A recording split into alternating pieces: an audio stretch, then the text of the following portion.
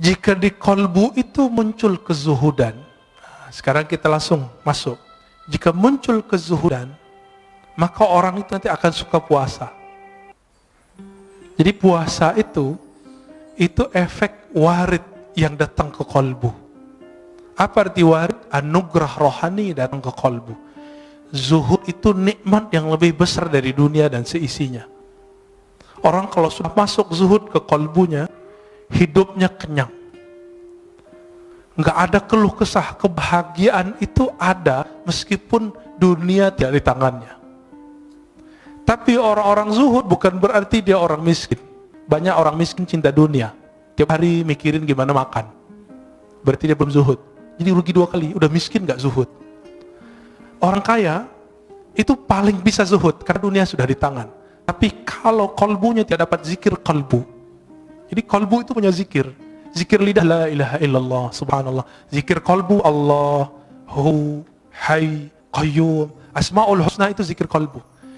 Dan ini harus diambil dari ahlinya. Sebagaimana kalau kolbu kita sakit, kalau badan kita sakit, kita datang ke dokter. Dan masalah kita semua apa?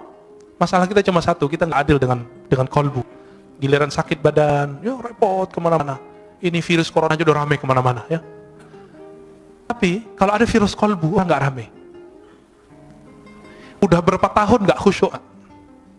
Udah berapa tahun tidak menikmati baca Quran? Kok nggak datang-datang ke ahli kolbu? Waras nggak sih? Gitu. Adil nggak? Ini yang disebut innallaha yuhibbul muqsitin.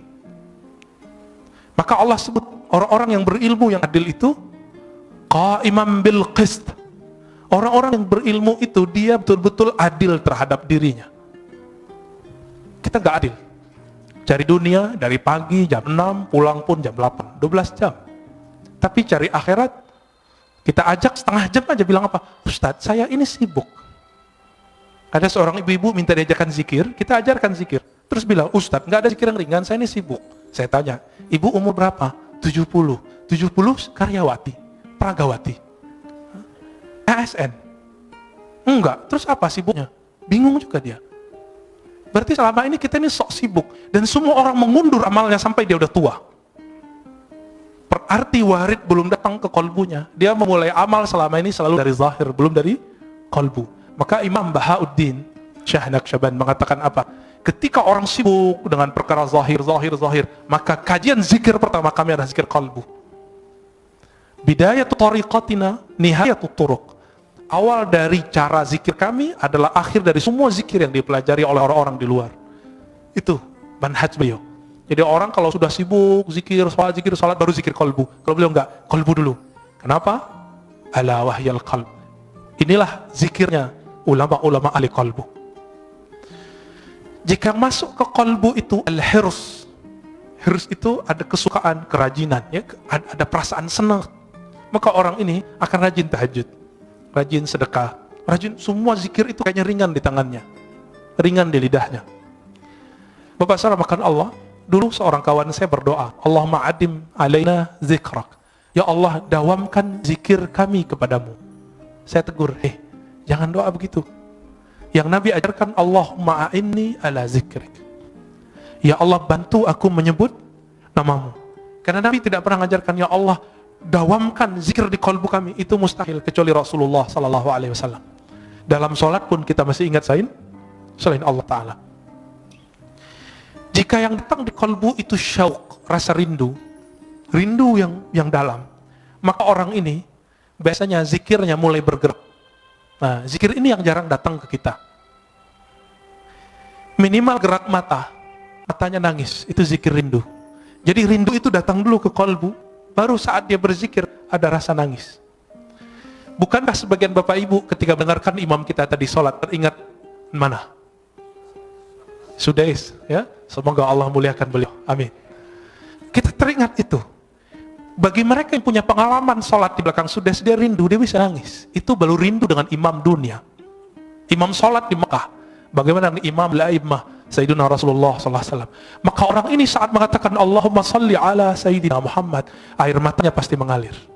Itu yang disebut dalam syair-syair Hisan bin Sabit, kullul qulub, semua kalbu itu rindu kepada Nabi. Tapi bukti rindu itu hanya satu, dumu'ul ain. Ketika air mata itu berkaca-kaca, air mata itu mengalir. Atas dasar itulah ulama kita punya majelis khusus namanya majelis salawat, karena itu majelis kerinduan. Imam Ibn Arabi yang disesatkan orang di zamannya, dia jauh dari semua kesesatan itu karena beliau ahli hadis. Saya S1 meneliti beliau. Ibn Arabi menulis kitab Tarjumanul Aswaq. Sebelumnya beliau seorang ahli hadis, meriwayatkan hadis dengan sanadnya sendiri sampai ke Rasulullah. Berguru kepada Imam Bukhari di zamannya namanya Ibnu Asakir, dan Imam Muslim di zamannya yaitu Imam As-Silafi. Imam Ibn Arabi menulis Tarjumanul Aswaq, terjemahan para perindu, kolbu yang merindu. Dan salah satunya di situ ada kerinduan kepada Rasulullah sallallahu alaihi wasallam. Orang yang rindu kepada Rasulullah pasti dia rindu kepada orang yang membuat dia rindu kepada Rasulullah. Siapa yang mengajarkan kita rindu kepada Rasulullah? Guru-guru kita. Guru-guru ini yang mengajarkan rindu. Maka rindu kepada Rasulullah itu bersanad. Ini yang Nabi katakan, tuba liman ra'ani wa amana bi. Tuba liman ra'ani wa liman ra'a man ra'ani. Beruntung orang yang memandangku. Kalau nggak ketemu aku, dia ketemu murid-muridku atau murid dari muridku. Ini yang disebut tuba. Bagaimana Bilal ibn Rabah ketika Umar datang ke Damaskus, Bilal dipanggil, wahai Bilal, kami rindu Rasulullah. Apa kata Bilal? Lalu apa yang harus kau lakukan? Kata Umar, tolong engkau azan, ingatkan kami kepada azannya di zaman Rasulullah SAW. Lalu dia azan. Setelah sekian lama Rasulullah wafat, dia nggak mau azan. Kenapa? Setiap kali dia azan dia bisa pingsan. Itulah rindunya seseorang perindu. Dia bergerak, badannya bergetar ketika rindu. Kalau dia kuat, dia bisa terus. Jika tidak, dia pingsan. Dan Bilal bin Rabah sampai di asyhadu an la ilaha illallah, sampai di asyhadu anna Muhammadar Rasulullah. Ketika sampai di bagian itu, dia tidak sanggup lagi menahan tangisnya. Dia berhenti, tersenduh-senduh, baru dia lanjutkan. Bahkan di riwayat lain beliau pingsan. Itulah para perindu.